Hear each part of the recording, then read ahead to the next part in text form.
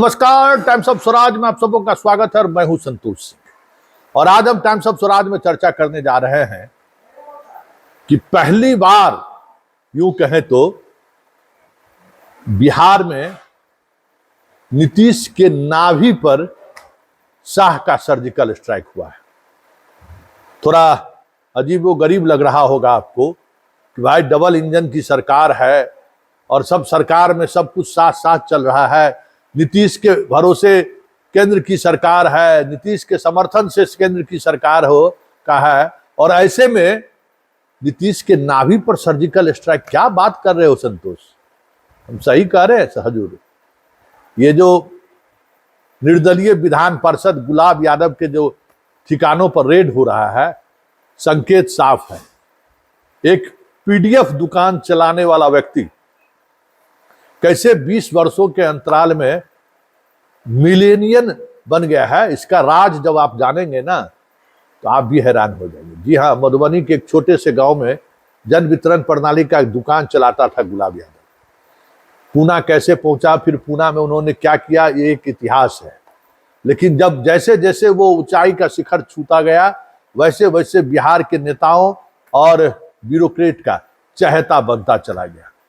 चाहे वो दिल्ली का ताज होटल हो या मुंबई का ताज होटल हो, इस देश के जितने बड़े होटल हो सकते हैं उस होटल में ठहराने से लेके शराब कबाब शबाब की व्यवस्था से लेकर जिसकी भी आप चर्चा कीजिए, गुलाब यादव का नाम जरूर सामने आता है। और आजकल गुलाब यादव निर्दलीय विधान पार्षद भी है। उनके परिवार के सभी सदस्य मधुबनी के राजनीति में एक बड़ी हस्ती के रूप में मौजूद है, वह उनकी मौजूदगी है। जो भी चुनाव होगा गुलाब यादव का परिवार लड़ेगा ही लड़ेगा और वो चुनाव जीतता भी रहा है। वजह क्या है? अकूत संपत्ति। और वो संपत्ति आप समझ सकते हैं इसी देश में हो सकता है कि 20 से 30 वर्षों के दौरान एक पीडीएफ दुकानदार खरबों रुपए का मालिक हो जाए। उसके यहाँ ईडी का रेड हो रहा है, उसके 3 ठिकानों पर रेड हो रहा है। तो फिर इसका नीतीश के नाभि से क्या रिश्ता है? आप जब ये भी जानना चाहेंगे तो ये जान लीजिए, नीतीश कुमार के जितने चहेते आईएएस अधिकारी हैं, एक दौर में पथ निर्माण विभाग में गुलाब यादव की तूती बोलती थी। बिना गुलाब यादव के सहमति से किसी को टेंडर नहीं मिलता था। आप सोच सकते हैं कितना पावरफुल था ये व्यक्ति। और वहीं से बिहार की राजनीति पर भी इसकी नजर पड़नी शुरू हो गई और उसके बाद पार्टी से बगावत, आरजेडी से बगावत, जदयू से बगावत, हर दल जिस दल के साथ रहा उसी दल के साथ बगावत करते हुए पैसे के बल पर चुनाव लड़ता रहा और जीतता रहा। आज उसके यहाँ रेड हो रहा है और बिहार के 1 दर्जन से अधिक आईएएस अधिकारी जो 2005 से लेके आज तक नीतीश के नाक के बाल रहे हुए हैं। और कहा जा रहा है कि इस दौर में जितनी पैसे इन लोगों ने कमाई है कोई सोच नहीं सकता है। ऐसे फिनांसर के घर या ऐसे निवेशक के घर अगर ईडी का छापा पड़ रहा है तो आप समझ सकते हैं कि इसका मतलब क्या है।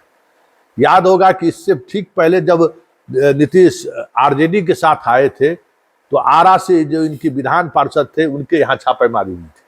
अभी हाल ही में राधा चरण सेठ जी जेल से छूट कर आए। उनके पास भी बहुत सारी अकूत संपत्ति हासिल हुआ था और पहले वो भी राजद में थे, फिर बाद में जदयू में आ गए। मतलब वॉशिंग मशीन का खेल बिहार में भी होता है। तो यहाँ आए लेकिन सत्ता परिवर्तन हुआ तो पकड़े गए। इसलिए गुलाब यादव के यहाँ छापेमारी स्वाभाविक नहीं है, ये संयोग नहीं है, ये शाह का एक बड़ा प्रयोग है। और इस प्रयोग का मतलब है बिहार में खेला हो भी, क्योंकि बिहार में जो इस बार सत्ता का परिवर्तन हुआ, नीतीश कुमार का जो बीजेपी के साथ आना हुआ, उसमें यही खबरें सुर्खियों में था कि कई चहेते आईएएस अधिकारी पर ईडी का नकेल कसने वाला है। ईडी ने नकेल कस दिया था और इस वजह से आनंद फानन में नीतीश कुमार को मजबूर होना पड़ा गठबंधन तोड़ने को। आज शायद गठबंधन में रहते तो मोदी की सरकार नहीं रहती। लेकिन फिर बड़ा सवाल यह है, जब नीतीश भी साथ सरकार में साथ बिना शर्त समर्थन, तो फिर इस सर्जिकल स्ट्राइक का मतलब क्या है? मतलब साफ है कि नीतीश कुमार को लेकर किसी भी तरीके की स्पेस देने के मूड में शाह नहीं है। भले मोदी उनका भरोसा करते हो, मोदी पर वो भरोसा करते रहते हैं, लेकिन शाह इसके मूड में नहीं है। ये सर्जिकल स्ट्राइक है बिहार के उस तंत्र का जिस तंत्र के सहारे नीतीश 2005 से बिहार का शासन व्यवस्था चला रहे हैं। अब देखना यह है कि खबर पटना से भी आ रही है कि एक आईएएस अधिकारी के दफ्तर में ईडी की टीम पहुंच चुकी है।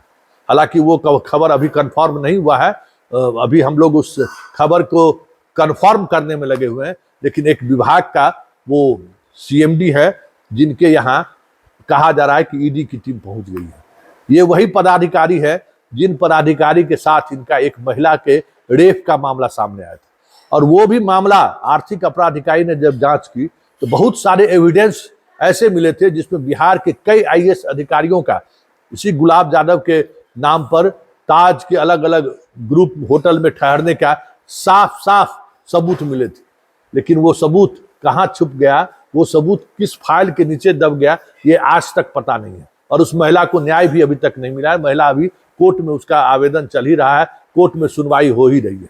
देखिए आगे आगे होता है क्या, लेकिन इतना तय है गुलाब यादव के यहाँ ईडी का छापेमारी संकेत है कि बिहार में खेला हो गया, और खेला किस स्तर पर होगा ये भी देखने वाली बात होगी, क्योंकि ये सामान्य घटना नहीं है।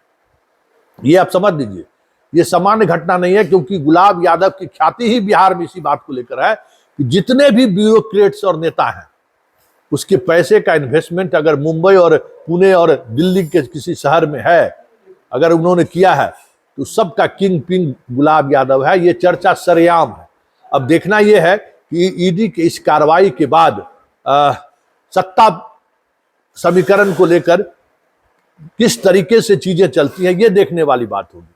लेकिन इन सब से इतर जो सबसे महत्वपूर्ण बात है कि हमें लगता है कि ईडी ने एक ऐसे कमजोर नस पर दबाया है जिसमें बिहार का सत्ता पक्ष हो या विपक्ष हो, दोनों के कई बड़े बड़े नेता और अधिकारियों का इन्वेस्टमेंट कहीं न कहीं गुलाब यादव पर है। अब देखिए किस तरीके से अनुसंधान चलता है, ये देखने वाली बात है। लेकिन इस छापे से बहुत सारे संकेत उभर कर जरूर सामने आ रहे हैं।